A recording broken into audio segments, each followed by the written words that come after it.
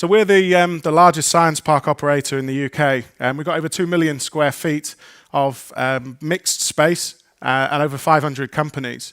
And Manchester Science Partnerships, which is the area that I head up, is over 200 science and tech businesses. So this is the outdated view of what a science park is and what a science park should look like. We, as I say, we see ourselves a little bit differently. What I want to do is talk to you a little bit about why we see ourselves as different from that conventional old school model and see ourselves a little bit more like this. And what I try to do with these slides is to give you a flavour of what goes on down at Manchester Science Partnerships and across the Bruntwood SciTech group. So when I say that we're different and we're an economic development unit, what does that actually mean? The simple bit, which is making money from property, I suppose if you looked at it in a sort of Maslow's hierarchy of need way, you could look at property being the base of our pyramid.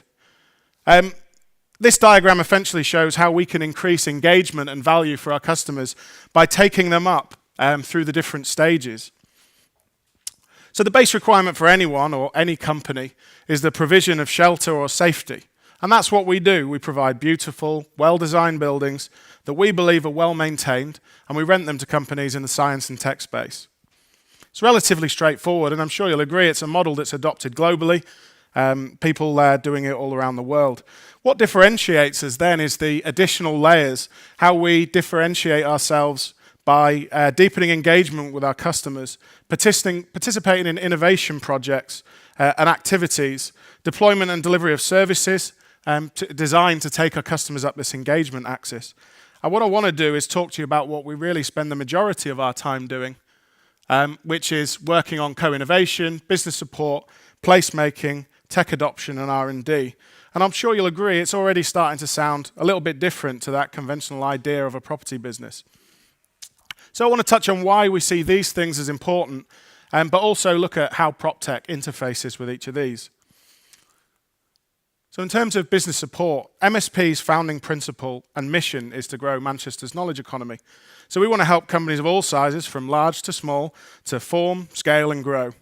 And we do this through running services which deliver access to finance, access to R&D resources, access to talent and access to legal and professional services. Also providing sector skills development and training opportunities. For example, we've just established or recently established a deep learning institute in partnership with NVIDIA. And we do this business support so much so that in the last year we ran over 300 events in just one of our buildings. And that building was Bright Building, a building that we're very proud of, and we built spaces specifically designed to enable us to do that business support. And by doing that, our retention rates, our survival rates, the aim is that we significantly exceed industry standards. So our retention rates, for example, are over 90%. Our survival rates of the businesses within our parks are over 90%. And there's a net organic growth in terms of expansion of over 15%. Critically, and I think one of the main sort of telling points on whether you've developed a successful cluster is whether customers are able to raise funds themselves. And collectively, our customers have been able to raise over £100 million, which I think some of the examples, for example, Cubic Motion, they do facial animation for some of the top computer games. They raised over 20 million. Zillico, who are a novel medical device for cancer screening, they raised over 13.5 million.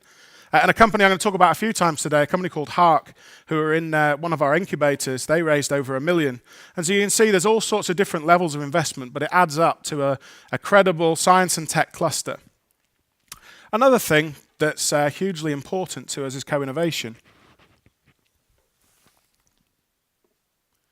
And these are just some of the headlines of some of our co-innovation projects over the last few years. It's a brilliant way for SMEs to access large companies, and I think also for large companies to co-innovate and adopt technologies from small ones. We run a centre called My Idea. I'm not saying it was my idea, it's called My Idea. It's a co-innovation centre for digital SMEs. They work in conjunction with MSP and Cisco, it's a JV. And this was Cisco's first co-innovation centre outside of London. They've since replicated that model all around Europe. And it's where they run most of their corporate innovation and R&D programs from in the UK. It's home to over 20 growing tech companies. And we ourselves have adopted technology from a number of these companies. And one of the things I'm going to talk about in a little bit is the company I mentioned before, Hark. And they've got an energy dashboard, which we've linked to a Tesla mass energy storage battery. Another one which has raised quite a lot of interest is the GCHQ Engineering Accelerator. Now, I'm sure you can understand that as GCHQ is the government's intelligence security agency, there's only a certain amount that I'm actually able to say. But the investment in Manchester we're running is an accelerator, which is to help them engage with tech startups in the city. And as you can see, again, there's nothing like security and intelligence to raise some interesting headlines. Another project we worked on in terms of IoT was the City Verve project, and that was Manchester's Smart City Demonstrator project, a national R&D project which ran for 2 years and finished in 2018. Now that involved trialling new IoT deployments in the Smart City Challenge areas of energy and the built environment, health and social care, transport and mobility, and culture and public realm. And we were the thematic lead for the energy environment. This is a really good example how these co-innovation projects can disrupt your business. As I said before, it led to us working with Tesla, Siemens and Hark to deploy the first mass energy storage battery in a commercial property in the UK. Now what does that mean and what does it enable us to do? So we put the Tesla storage device in, a huge battery, and that enables us to provide resilience to our customers. It enables us to create an energy island for bright building, which essentially means that we can take it off grid during peak hours. We can create a commercial revenue. So a company called Electricity Northwest, who are a huge electricity supplier in the north of the UK, they pay us an annual fee to take some of the energy off grid when they've got too much capacity, and then they can also use it to draw down if they need to get more supply for their network. And it also enables us to utilize renewable technology to power our buildings, and something that we're increasingly looking at. I think it's going to become more and more important. So why do we do co-innovation? Aside from the disruption it causes to the business in a positive way, it also enhances our brand. But I think the most important thing is that it gives our SMEs access to programs, access to knowledge and infrastructure. And for big companies, they get to see what innovation tech is coming through. As I said before, they can then look at adoption. And one thing that we do, we see our cluster as very much a collaborative ecosystem, and so we want the companies to work together. And there's a lot of evidence that says if these companies are working together, they can grow quicker and they can grow stronger. So in terms of oh, I've pressed the wrong button there. In terms of placemaking, few images here. I should probably point out, I didn't put these slides together, but that's just in the middle there, we had an energy conference, an energy event, and that's Danny Rowe, who's world champion and gold medal British cyclist, and she's actually racing against my son there.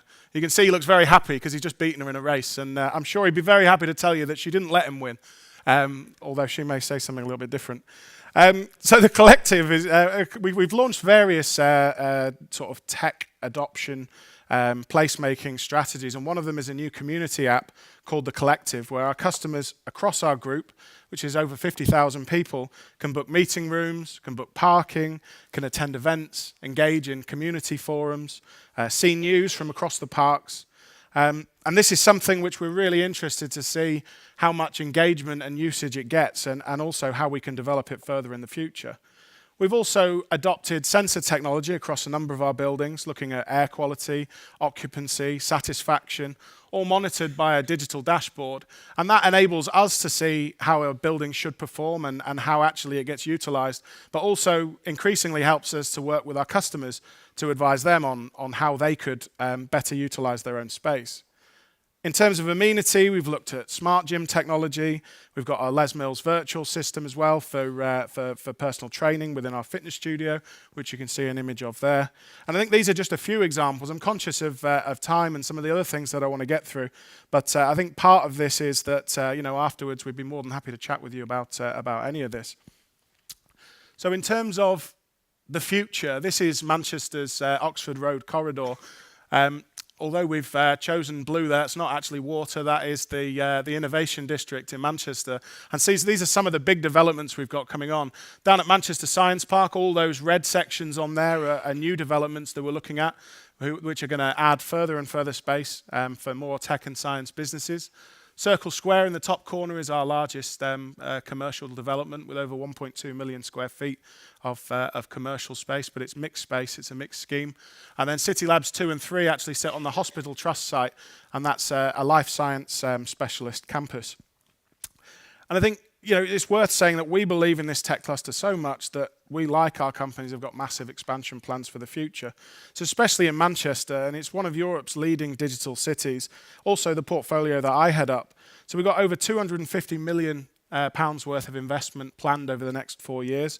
We're on site with over 500,000 square feet now within the innovation district on some of these developments here. And we've got another 500,000 square feet that we want to develop in the next 4 years, all focused on supporting the growth of tech. And so I think you can see it's going to keep us, it's going to keep me and Will sat at the back there quite busy. Last month, we announced Hewlett Packard Enterprises would be our first customer at Circle Square, the development up there in the top corner. And HPE are one of those companies with a real alignment with what we want to do. We're working with them to look at adoption of their Aruba smart building technology, looking at how we can implement it in our own spaces, utilizing technology for anything from location-aware spaces to smart furniture. And we also hope to partner with them on their innovation and accelerator models as part of this investment. In terms of prop tech for us in 2019, I mean, these are some of the examples of things I was talking about before. Our sensors, the Tesla battery, the CityVerve demonstration screen. We're hoping to start building our most sustainable building ever, and we want that to be carbon neutral by consumption.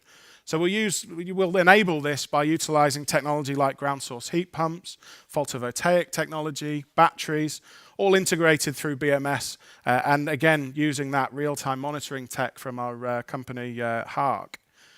We want the best of breed in connectivity. The Manchester site is the Manchester Science Park is the gateway site for the internet coming into the city. But we've also looking across our other buildings and making sure, so for example, we just achieved wide score platinum on Circle Square. And we want to look at how we can further scale what we've done in terms of sensor technology so that we can understand our building's usage rather than react to maintenance, predict what the building's needs are and predict what our customers' needs are, to better inform property utilizing technology and try and do things in real time as opposed to how things have been done in the past, looking at previous trend data. So in conclusion, as you can see, we've got lots going on.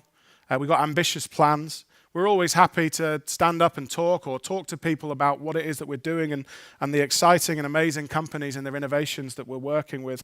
And we'd love to talk to you about what we want to do and what we can do with other companies further. So if you've got any questions, obviously I'll be part of the Q&A. Myself and Will, put your hand up, Will, at the back there, just to embarrass you a little bit. We'll be out there for a coffee if you want to chat to us. I think the message is that we'd really like to talk to you. Thanks very much for your time. Thanks, Matt.